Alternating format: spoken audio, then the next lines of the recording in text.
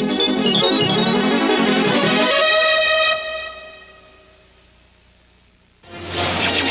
is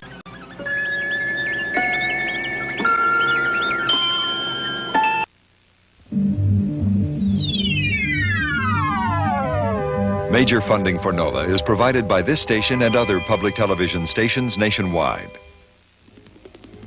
Additional funding was provided by the Johnson & Johnson family of companies, supplying healthcare products worldwide. And by Allied Signal, a technology leader in aerospace, electronics, automotive products, and engineered materials.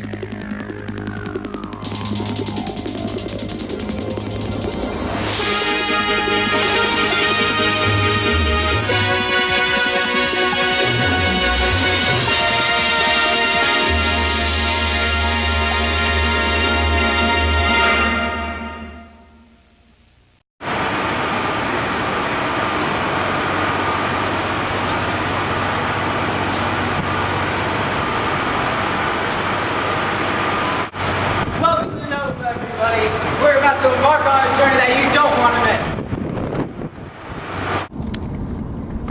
miss. Welcome. We're about to explore the territory of World War I and teach you a little bit about the history and the diversity of the events that unfolded in those years. I'd like to take this time right now to remind everyone to put on their sunscreen because skin cancer is a very bad thing. This little blotch right here, the people at Johns Hopkins University Hospital said that was a winner. You don't want a winner. So sit back, relax, and enjoy the ride. Franz Ferdinand, who was the nephew of the Austro-Hungarian emperor, was killed by a group called the Black Hand. And because they were a Serbian nationalist society, the empire declared war on Serbia. Then Russia, which was bound by a treaty, was forced to mobilize, which meant that Germany had to declare war on Russia. Then France declared war on Germany, and that was World War I, because the emperor's nephew was killed.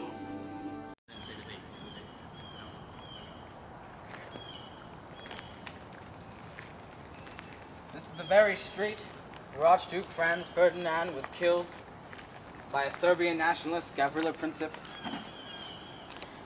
It's still a very volatile region, so I bring my bodyguard Nico here. Yeah. Now Nico, what are your feelings about this event in history? Dark time. Yes, very dark time, Nico. Very dark time. The footage you're about to see is actual, real-life footage of the assassination. It could get graphic, so young viewers, please move your eyes.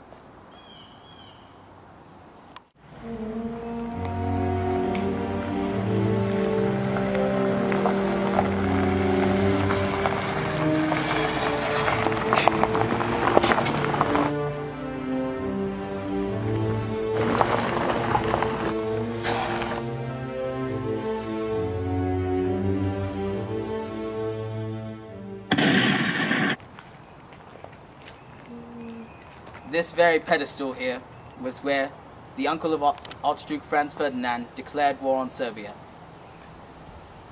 This fun history fact here, these floors brought in directly from ancient Mesopotamia. There's literally history vomiting out of this very place. The Black Hand has killed my nephew, the Archduke. They were Serbian, and we must kill them. Austria-Hungary, to war. To war! To war!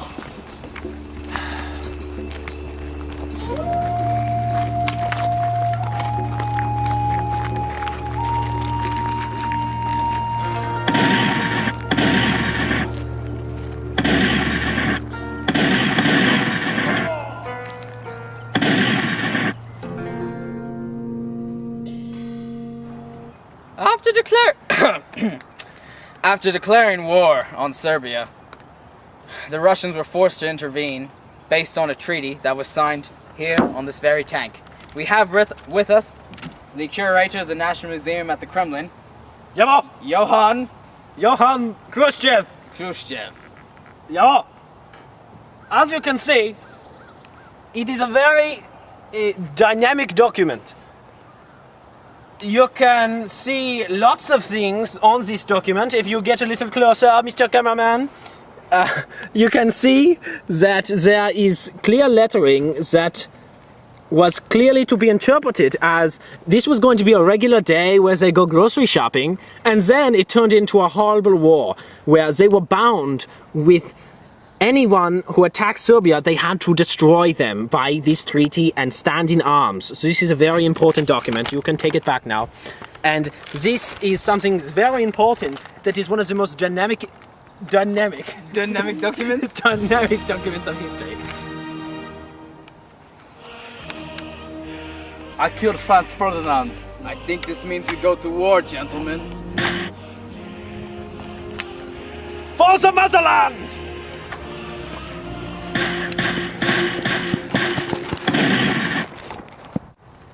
Hello. Unfortunately, our previous host was mauled by a bear. So I am here with the actual artillery piece that was the basis of the lower level of the German army. Now, this is very essential because the German army was of the people. And so this is a very dynamic location because this is right here where Sergeant Schultz stood. And right there before that, he knew nothing. And then over marched Colonel Klink, and he ordered his men to prepare for war. Now, this was a war that was going on with Russia, and I'd really like you to take a look at some of the archival footage. So please, take a look-see. See this tire? It is flat now, but it is a very dynamic, really dynamic piece of artillery equipment. As you can see, if you come in closer, you can see a lot of the old machinery.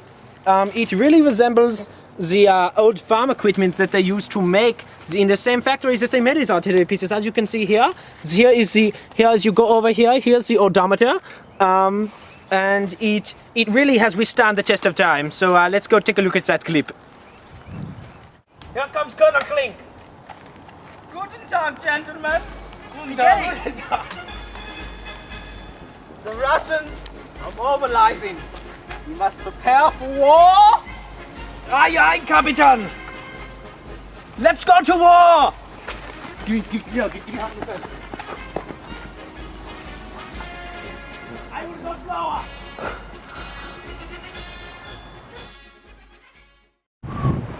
Here we are at the actual discotheque where the French diplomats received that news. They read the report and they went to war. Yes, I saw that report. The Germans are advancing and we must attack. Form the trenches. On the way, I would like to buy a hamburger. Let's go. Here we are in the West Wing of the White House, in the original office that young Navy officer received that phone call that the Lusitania had been sunk. This office is a testament frozen in time of the history of World War I. Here we have his jacket, his desk, his phone, his picture. Let's just take a moment to let this sink in.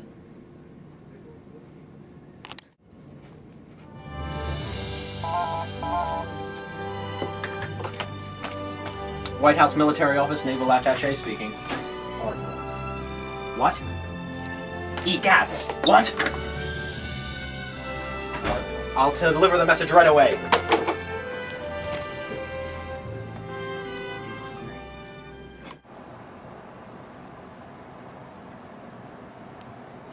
Right here is the very room where the President and his staffers sat when they received the tragic news that the Lusitania had been sunk.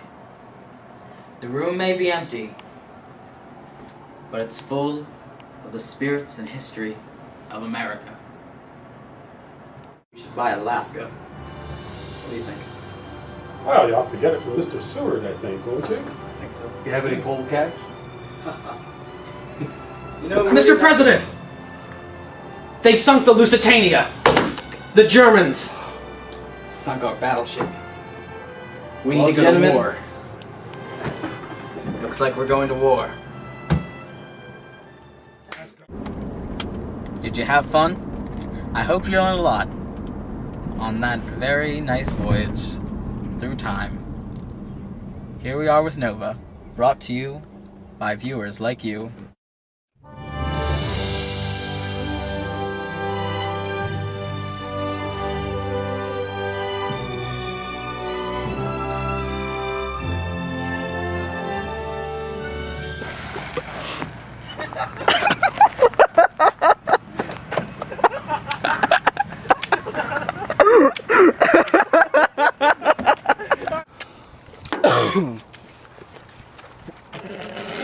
I killed Franz Ferdinand. I think this means we go to lunch.